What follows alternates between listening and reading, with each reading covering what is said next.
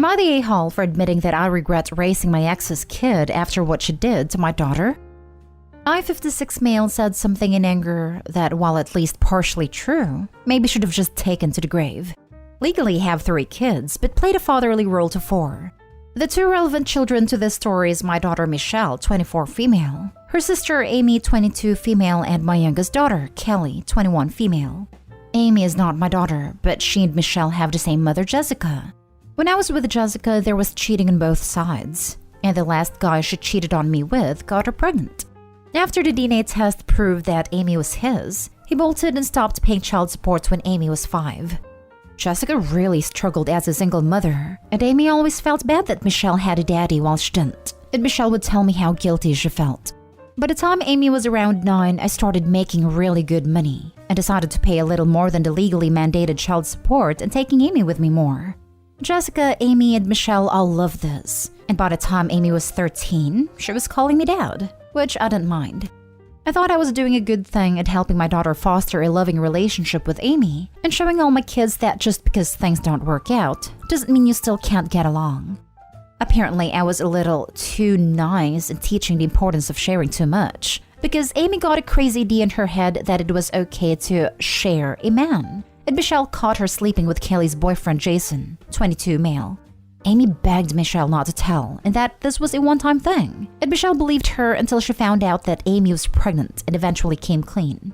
Kelly was distraught and angry at both Amy and Jason, while hurt by Michelle.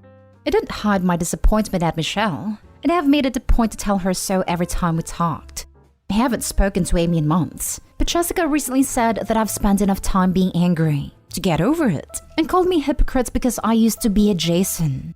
I have no delusions about being the perfect partner in my past, but cheating with family members is not one of my sins. About a week ago, Amy came to my house crying and saying that while she knows she messed up, she really needs my support. She literally came not too long after Kelly cried herself to sleep again upstairs over what Amy and Jason did to her. So I calmly asked her how can I give again what I know I regret giving in the first place, then shut the door in her face. I then sent Michelle a text that while I still love her, Amy was no longer welcome in my life and to never bring her to my house. I've calmed down a bit, but I still feel like being involved in Amy's life was a bad choice. So, am I the a-hole? Edit. Okay. I've been in and out of here because I had stuff to do, but I keep seeing some things that I wanted to make clear to everyone. 1. What Amy did wasn't a mistake. It was a series of choices that she made, and obviously would have continued to make it if someone else had not ratted her out. 2. Michelle didn't tell Kelly what Amy and Jason were doing until after she found out that Amy was pregnant, which was before Kelly and Jason moved in together. Meaning Michelle stood by and watched her sister moved in with and become financially tied to someone who was cheating on her. That's what Kelly and I are most upset about. 3. Yes, Jason is equally to blame as Amy. He's just not the one contacting me or showing up at my doorstep. 4. No, Amy and Kelly are not sisters. Not by blood, and certainly not in spirit as Kelly wants nothing to do with her. Now for the top comments. A lot of people will disagree, but the fact she expected to be treated as if nothing happened when she slept with her sister's boyfriend and got pregnant as a result is crazy. You did a kind thing raising her and helping her so much, but if she's repaying you and your bi kids by doing things like that, maybe it is right to get her out of your life.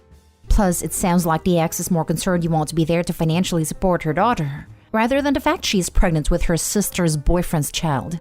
Good luck. Super surprised by people calling Opie an a-hole. He did a kind thing by accepting Amy as a daughter, but that doesn't mean he has to support her no matter what. Even bi kids can be cut out if they do something egregious like this. Opie's statement was purposefully hurtful, but not unwarranted.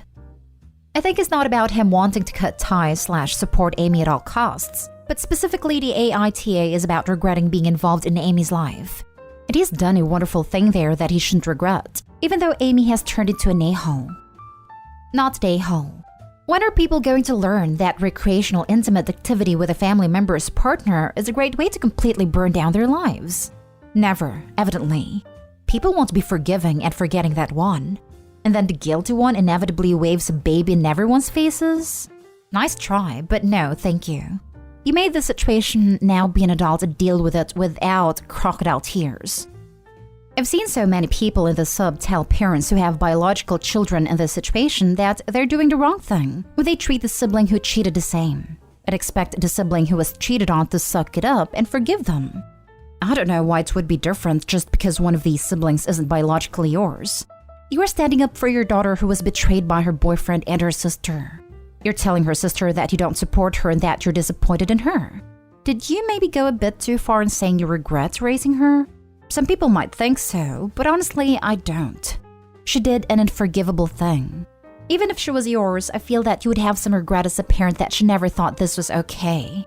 Amy made a choice. She made it over and over again. Did she know all of the consequences of her choice? Probably not. Doesn't mean she shouldn't suffer the consequences of that choice. Next story. Am I the a-hole for forcing my daughter to find her own way to a wedding because of what she was wearing? My wife and I have 3 daughters, 19, 24, and 28. Our youngest, Jill, just started community college this year, while our 2 oldest have moved away to start their careers. Jill still lives with my wife and I as she is attending college locally, and this saves her money. This past weekend, we were invited to my niece's and goddaughter's wedding a couple hours away. The dress code was semi-formal, so men were expected to wear suits and women in dresses. As we were getting ready to leave, Jill was taking her sweet time getting ready, and I was kind of nagging at her to get going. She had been out late the night before with friends, and I'm sure she was feeling the effects of that. When she was finally ready to go, she was wearing some kind of black, spaghetti strap halter top thing with leggings. I told her that was not an appropriate outfit for her cousin's wedding, and that she needs to change into something else. She told me she doesn't have anything else to wear, and that I don't get to police what she's wearing. I told her that judging by the amount of dirty clothes on her floor and in her closet, she clearly has other options. She just didn't plan ahead enough to figure something out. I told her it was disrespectful to her cousin, the bride, to wear something too revealing and tacky to their wedding. Jill called me a jerk and said no one is going to care what she's wearing, and that if people focus on her clothes more than bride, that's their problem, not hers. I told her in that case, how she's getting to the wedding is her problem, not mine.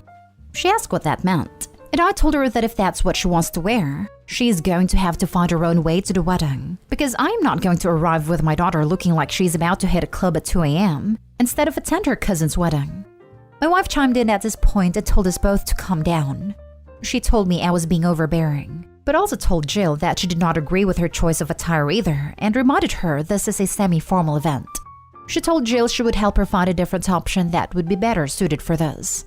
Jill scoffed at that and went to her room and closed the door. I went and knocked and told her she has 15 minutes to be ready or we are leaving without her. She yelled at me that I was being an a-hole, so I went outside to wait, and after 20 minutes I went inside and Jill was still in her room. I told my wife that I'm leaving and she can either come with me now or her and Jill can figure out their own plans. My wife asked what Jill is supposed to do, and I said she can take an Uber for all I care at this point. My wife reluctantly left with me, and I could tell she felt guilty about the whole thing. Jill ended up not coming to the wedding, and both her and my wife blame me for it. I don't think I was the a-hole here, though. You're exactly right. Leggings and a halter top are not appropriate to wear at a wedding that is set to semi-formal attire. It shows disrespect to the bride, and it's embarrassing for you as well. But the people saying that you have no right to say, "I'm not taking you unless you change," have a double standard. They want to say that Jill is an adult and can wear what she wants / make her own choices, but they still don't believe that Jill should face the consequences of her own choices, and also take on that adult responsibility of having to figure out how to get to an event. Precisely. At 19, I fully understood the difference between semi-formal and not. There's no way I'd have showed up in anything other than a decent dress, no matter how crappy it felt. Jill still lives at home, so even as a legal adult, if she's relying on her parents for a ride, they have every right to say, "Not going in my car dressed like that." I've heard of friends even doing that if a group is carpooling to an event and someone is dressed way out of line. So yes, technically Jill can wear what she wants, but her ride can also say, "I'm not showing up with you if you're dressed like that." Not even a dress. A pantsuit would have sufficed, but leggings and a top for the club? No. I know that a lot of people will start going on about what a woman wears, but this is about not being up to the dress code. And while your daughter had a right to wear what she wanted, you also had a right not to be associated with her decisions on what she wanted to wear. You disagreed with her apparel, and as such, you weren't going to help her be disrespectful to her cousin by not going with the dress code. I put this in a similar category as if your daughter had decided to wear a white dress to the wedding. Yes, there's no law preventing it, but that doesn't mean you have to assist in her decisions. And if she's big enough to decide what she wants to wear, she's big enough to call an Uber. Not today, Hall. When did people forget that there are types of clothing that is inappropriate to wear in certain places/events? You aren't policing what she wears in that situation. If you can't dress appropriately, then don't go. Next story is titled, Am I the a-hole for refusing to contribute to my stepsister's retirement plan for our parents? My stepsister approached me and our other siblings with a proposal for a retirement plan to help our parents retire, since on the outside, their prospects of retiring comfortably are non-existent. Essentially, she wants us to collectively contribute £3,000 each month starting now and for the rest of our parents' lifetime. The money would be kept in an account in her name only, and only be given to them once my stepdad retires fully. She calculated our contributions based on what she thinks is our total household income. Currently, she would contribute £350, her bi-sister £550, my bi-sister £850, and me £1,250. I said no for a few reasons, but I did disclose these reasons to them. The first being my sister and I have always helped my mom financially, and by extension my stepdad, since we both had our first jobs. My sister and I have a joint account which we contribute to monthly. The money's our mom's, and she has full access to it and can spend it however she likes. My stepdad doesn't know about the accounts as he has a habit of just giving money away when he has it. The second, our parents had a religious marriage. It never registered it with the government, so they're not technically legally married. If my stepdad passes away before my mom, the money will most likely go to my stepsisters because my stepdad isn't the type to write a will. So, I think that's unfair, since both me and my sister are being expected to contribute the majority of the £3,000. The third, I don't trust this stepsister. She asks our parents for money constantly, and is partially the reason why their savings are non-existent. Lastly, I think it was a bit presumptuous of her to decide how much we would all contribute, and it rubbed me the wrong way. Especially since I'm a stay-at-home mom currently, so she's essentially just assuming my husband is going to pay on my behalf. After I said no, both my stepsisters flipped on me. They said I was selfish and greedy, that I should want to help our parents, especially their dad, since he used his hard-earned money to raise me. I got annoyed because they wouldn't drop it, and told them I didn't care. Am I the a-hole? Now for the top comments. The money would be kept in an account in her name only. This was enough, but it only got worse from there. Don't give her a penny. That alone was why I said not the a-hole too. It was a bit presumptuous of her to decide how much we would all contribute, and it rubbed me the wrong way. Yes, it's one thing to suggest caring for your parents, another entirely to go, so you'll pay around £1,000 more a month than me, yeah? This is 50 Shades of Sketchy. So stepsister is proposing that she be the only one with access to the account. You would think she could at least be smart enough to lie they'll all contribute the same amount. Currently, she would contribute £350. Her bi-sister £550, my bi-sister £850, and me £1,250. So the mooch sister wants to create a fund for the parents, giving her sole authority to manage the money? I think she's either lying to you or lying to herself, and she wants more cash for herself. Why on earth would she administer this fund? She's the least significant contributor by her own plan. Not the a-hole. How generous of her with her siblings' money. How does she explain her having sole control while contributing the least? Whatever you do, don't do this. Now for the last story. Am I the a-hole for telling my mom I won't take care of her once she's too ill to care for herself? I, female 19, am the youngest of 5. I have 4 older brothers, 21, 22, 25, and 28. Just to give some background, my mom has always loved being a boy mom. She dotes on them and made it very, very clear she never wanted to and didn't like having a daughter. She never liked me, and I accepted that long time ago. And her behavior towards me worsened when my dad left her. When I turned 16, her gift to me was a list of jobs I can apply to pay for my expenses, even though my dad was giving her child support.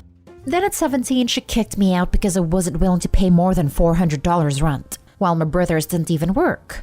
So she asked to meet me for lunch last weekend and told me she is sick. She has been in and out of the hospital the last few months before she found out she's sick, and looking at 12 to 18 months before she'll be too weak/ill to care for herself. She asked that when the time came if I'd be willing to be her caretaker, as she didn't want men, aka my brothers, to take care of her in that state and didn't want a stranger to do it either. Here's where I'm questioning if I'm the a-hole. I told her no, I won't care for her and she should start looking for someone she knows who'd be willing to because I'm not. This past week, I've been receiving nasty messages from everyone from my mom's Facebook because she posted about me not caring about her. They've called me unsympathetic, selfish, mean-spirited, uncaring, etc. My brothers have also been mad at me, and now I feel like an a-hole and I want to know if I am. Not the a-hole. You don't owe her anything. She has 4 children she has invested in. You aren't one of them. She can have a return on her investment through her precious boys. Deactivate Facebook, change your number if you have to, focus on your success and survival because if you don't, no one else will. Or tag this post in every Facebook comment and post mom makes. Let them judge based on her treatment of you, and how she now wants you to give up your life to take care of her when she charged you rent from 16 and kicked you out at 17.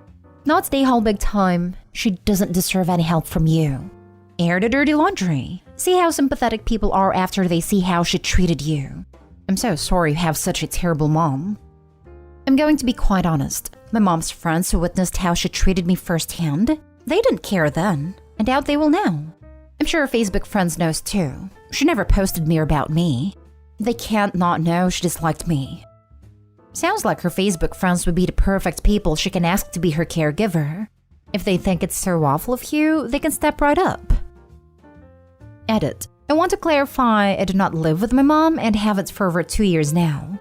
When she put me out, I never went back. My dad is involved in my life, but I keep him at a distance because I'm still going through stuff, which I'm going to therapy for, and partly blame him for never sticking up for me because he knew how she treated me. But he is here for me and I have friends and family on my dad's side who's supporting me. And I've been going through the comments and reading DMs bawling my eyes out. Y'all are so nice, and I want to thank all of you for your kind words. It means so much. I'll give you all virtual hugs because you guys really made my night.